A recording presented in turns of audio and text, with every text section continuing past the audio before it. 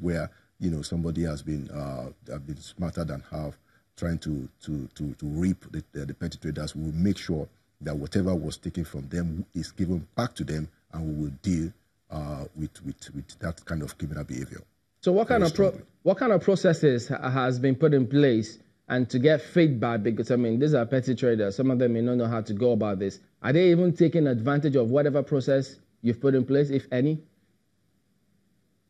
Yeah. So we get we have the enumerators who are in the marketplaces, and also we have our monitoring and evaluation system. Where we send out people even after the loans have been disbursed. We send out people to the market, to check what is going on. We create, a feedback loop where the traders can interact with us. We send people to go and check on them. How is it going? And this is how we get some of the feedback that we already have about how the program is going.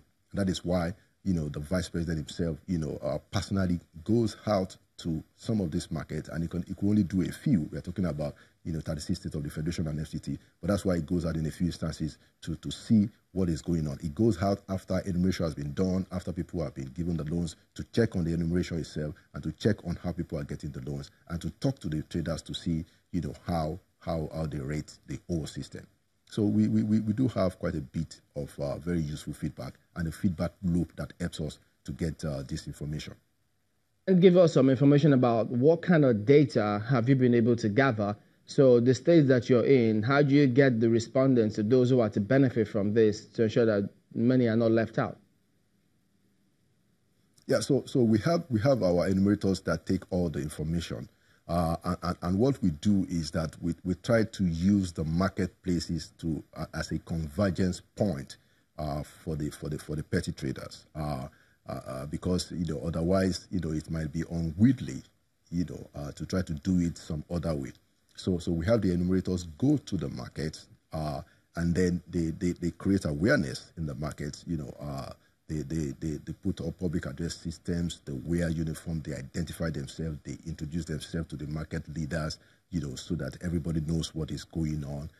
And then they start to identify the petty traders. They enumerate, they take their number, they do their BVN. If you have a phone, they do mobile money. If you have an account, they pay into the account. If you don't have an account, they open accounts for you. We have a system where those who don't have bank accounts can actually get bank accounts so that the money can go there. So there's a lot of interaction that goes between the traders, the petty traders, and the enumerators, who are gathering the information and then passing same to us for analysis. So is it a given now that 6 months, whatever happens, this program has been institutionalized such that there'll be budgetary allocation to this program on a yearly basis? Yes, I can say as much as that, because it's part of our social investment program. Don't forget that we have the social investment program, where government has laid out the plans, the most ambitious social investment program in the history of this country. 500 billion in the first year, 500 billion in the second year, 400 billion in the third year is what we plan to spend. Now, we've not spent close to that because the resources have just not been coming in.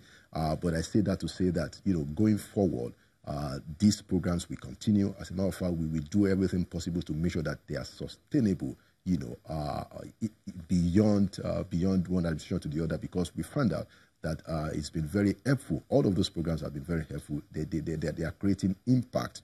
The people welcome it. It's a sign that the government is responsive and that the government is there for the people. So we will do everything within our ability to ensure that this program continue and they are sustainable. But I'm just wondering, I know you say that you trust the people, you expect them to pay the money back, but the reality is, I don't know which bank or who will give you funds, and those loans are not guaranteed or secured, such that if people don't pay back, they will continue giving you that money.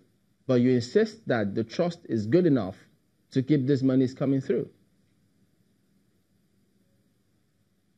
No, what I said is that we decided that if we are going to help these petty traders, we have to do it in such a way that they can benefit from it. That makes it easy for them to get the money. And so we figured out that they don't have access to any kind of financial assistance. They can't get loans from the traditional system of commercial banking because they don't have collateral. Okay, so we said, look, it's important to also help those people. They're Nigerians too. They're also entitled to some kind of assistance from government. They're entitled to have some kind of support, drawing from the resources of this country.